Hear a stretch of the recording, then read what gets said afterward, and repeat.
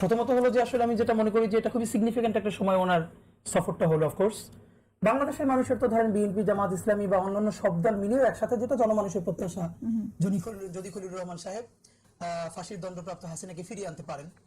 এখন প্রশ্ন হলো আসলে পারবেন কি পারবেন না, এর চেয়ে আমি এটাকে আরেকটু বাহির থেকে দেখতে চাই। সেটা হলো আমি মনে করি ইন্ডিয়া যদি হাসিনাকে বাংলাদেশে ফেরত দেয়, গুড এন্ড ফাইন, এটা তো বিরাট ব্যাপার। যদি নাও দেয় তাহলেও বাংলাদেশের লাভ। এই হলো দুটো ব্যাপার। প্রথম ব্যাপার হলো দেখেন, এই সম্ভবত একটা ঐতিহাসিক গ্রাউন্ড তৈরি হলো ইন্ডিয়ার বিরুদ্ধে বাংলাদেশের।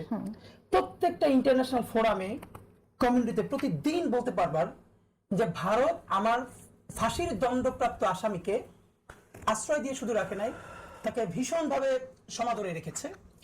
এবং Bangladesh will take the upper hand on India. বাংলাদেশের এই আপার হ্যান্ড নেওয়ার সুযোগ, গত 15 বছরে আপার হ্যান্ড তো দূরের কথা, দেখেন লেন্দুদ্দর্জির কথা আমরা বলি না, এবং মনে আছে বেগম জিয়ার এই কথাটা আমার, এবং বাংলাদেশের মিডিয়া আজকে তারাই তো এখন খুব বিএনপির সাপোর্টার হয়ে উঠেছে।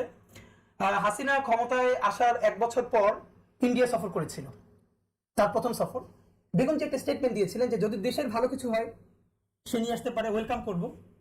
আর যদি দেশের জন্য কোনো খারাপ চুক্তি করে আসে বা গোপন চুক্তি করে আসে, আমরা পথে কাটা বিছিয়ে দেবো। আমার খুব শব্দটা মনে আছে। বাংলাদেশের পত্রিকাগুলো পরের দিন এটা বিশ্লেষণ বার করেছে, বেগম জিয়া যে পথের কাটা বলেছেন এর মানে কি, তিনি কি তার পথে পথে বোমা ছুড়বেন? এর মানে ওই যে 21শে আগস্ট গ্রেনেড হামলায় বোমা উনি মেরেছিলেন, সেই বোমায় কি মারবে? দেখেন এই পলিটিক্যাল রিটোরিককেও বেগম জিয়াকে বোমা মারা পর্যন্ত নিয়ে গেছে এই মিডিয়াগুলো। এখন তারা ভীষণ আবার বিএনপির বন্ধু হচ্ছে। মানে বিএনপির ব্যাপারে আমাদের আফসোসটা কি দেখেন, বিএনপি তো বড় দল হিসেবে সব থেকে বড় মুসলিম দল, মানে দলের স্কেল হিসেবে অফকোর্স। কিন্তু আপনি যেটা বললেন, আমরা বিলিভ করতে চাই বিএনপির স্ট্যান্ড এইটা, আর বিএনপির এই স্ট্যান্ডটা যতদিন থাকবে তার সাথে বাংলাদেশের মানুষ থাকবে।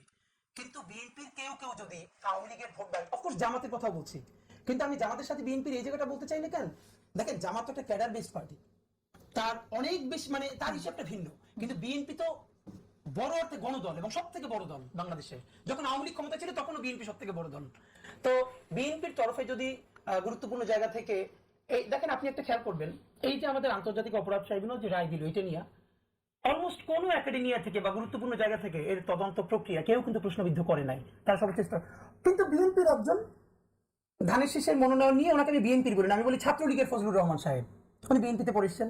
এখন কিশোরগঞ্জে যেহেতু বেশি ভোটার ওনার আওয়ামী লীগের, হামিদুর রহমান সাবেক রাষ্ট্রপতি, ওনার এখন উনি ওইখানে উইন করবার জন্য, উনি এই ভোটের রাজনীতিটা করবার জন্য দেখেন কিভাবে প্রশ্নবিদ্ধ, মানে তার যে চেষ্টা, তার যে আদালত নিয়ে কথা, এটা তো প্রশ্ন করবার স্পেস তৈরি করে দিচ্ছে। এবং সেখানে তিনি আবার মুক্তিযোদ্ধা কার্ড খাচ্ছেন। আমি একজন মুক্তিযোদ্ধা হিসেবে মানতে পারি না হাসিনার মানে কি, এটা কিসের সাথে কিসের তুলনা? হাসিনার কোন ট্রাইব্যুনাল, হাসিনার এস্টাবলিশমেন্টে শহীদের পরিবারের সামনে রায় হয়েছে।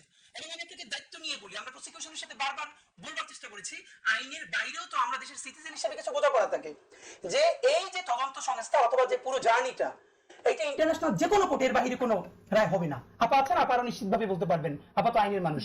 তো আমি বরং বলা যে এই যে ফজলুর রহমান সাহেব, উনি যে ওনার কনস্টিটিউয়েন্সিতে জেতার জন্য আওয়ামী লীগের ভোটের রাজনীতি করতেছেন, কিন্তু বিএনপির এটাও কিন্তু আপনাদের পারসেপশন যে উনি শুধু ভোটের রাজনীতি শুধুমাত্র কনস্টিটিউয়েন্সিতে জেতার জন্য করছেন, উনি আপনি বিশ্বাস করে বলতে পারেন ওনাকে তো দল এর আগে উনি জুলাই নিয়ে কটু মন্তব্য করেছিল, এবং এটাকে বিএনপি অফিসিয়ালি আমলে নিয়েই কিন্তু ওনাকে ওনার ব্যাপারে স্টেটমেন্ট নিয়েছিল।